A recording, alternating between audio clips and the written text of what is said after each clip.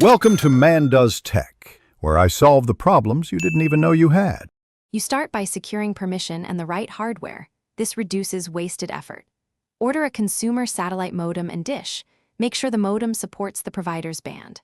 Once ordered, identify a mounting spot with a clear line of sight to the satellite arc. Note azimuth and elevation angles and measure cable run length.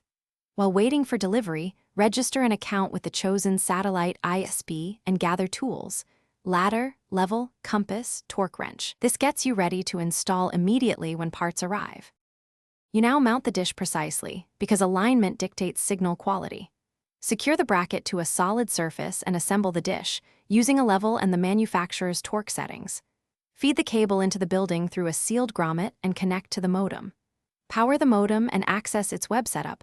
Choose DHCP or the static IP provided by the ISP, enter login credentials, and apply firmware updates.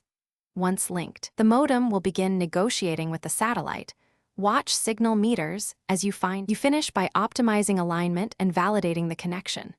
While watching the modem's SNR and BER readings, make small azimuth and elevation adjustments until you hit the highest stable SNR, then lock mounts firmly.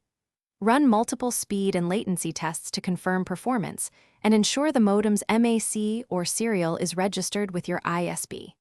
If speeds are poor, start troubleshooting.